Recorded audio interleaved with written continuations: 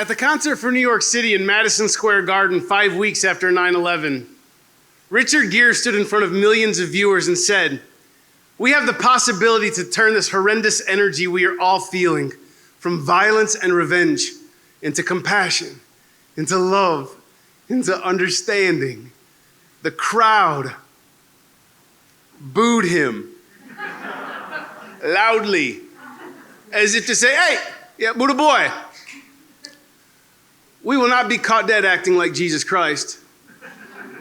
As if Christ only published concepts he wanted us to thump instead of experience. Granted, compassion is a wounded word. It gets banged around in the junk drawer. It is not an entitled driver, would not survive in California. Compassion is often the last player picked, so maybe Richard Gere should have used the word rest to suggest we curb the poison of reacting so fast. But journalists insisted Richard Gere's proposal for love and understanding was the wrong time, wrong crowd, wrong message. I remember being 27, watching this, feeling like some fathers do not tell their children, "I'm proud of you." Like an entire city had learned the language of a well-disguised suicide, dressed in clever headlines and a swarm of stagey news reporters who failed to mention that a Frenchman named Antoine Larry lost his wife and the mother of his child to the terrorist attacks in Paris that week. It was no more excruciating than what happened in Baghdad, Beirut, or the West Bank in the same 24 hours. The difference is that Antoine Larry was the only man who posted a love letter for his son on the BBC, an open message to those responsible for killing his wife. He looked directly into their hungry little pain bodies and told them, "I won't give you the gift of hating you, pussies." Pathetic propagandist, candy-ass liberal.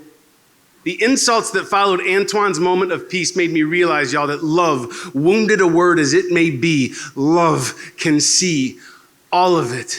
But anger is only concerned with what it thinks is fair. You know what? I stole that last line from a Pixar movie.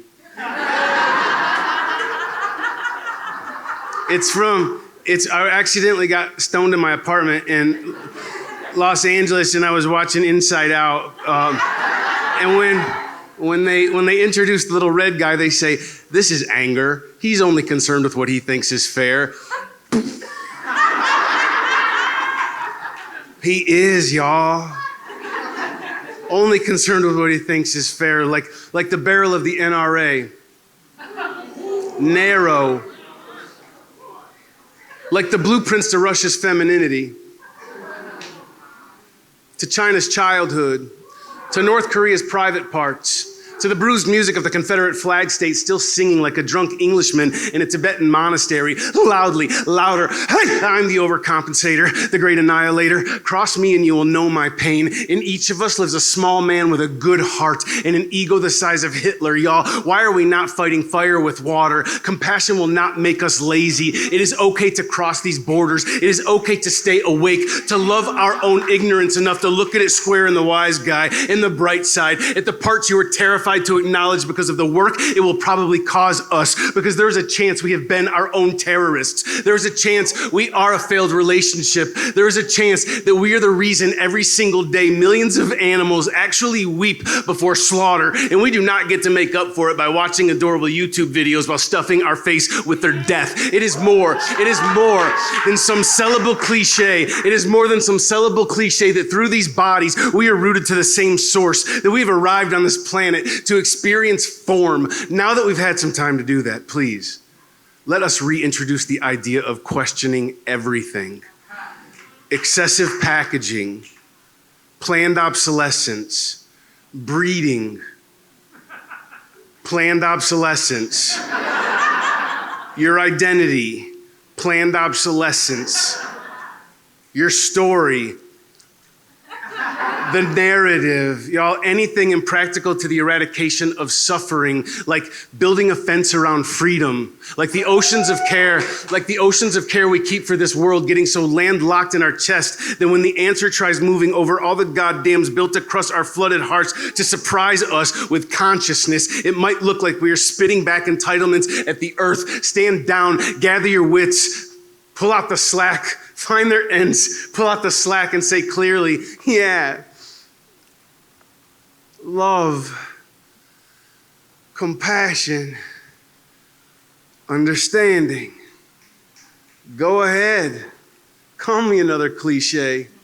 Stick your violence into my meditation. The worst you can do to me for not joining the gangland war on Christ's behavior is shoot me in the look on my face, the one that says I am not afraid to understand you. Or to stop you. In A New Earth, Eckhart Tolle refers to us as the noisiest humans in history. Some things do not need to be fact-checked. Stop backing up so loudly, you screaming sirens on a cell phone, you heavy-footed upstairs neighbors, bloated bodies of anger belting out booze the size of Madison Square Garden, rejecting Richard Gere, who I know very little about, but who I suspect, like most humans, is part saint, part fraud, and who reporters had to admit rebounded rather nicely when he acknowledged that what he had to offer was apparently unpopular right now. You know, like taking away your child's assault rifle. Like the color white, like the color brown, like supporting the man in Nigeria who found the cure for HIV.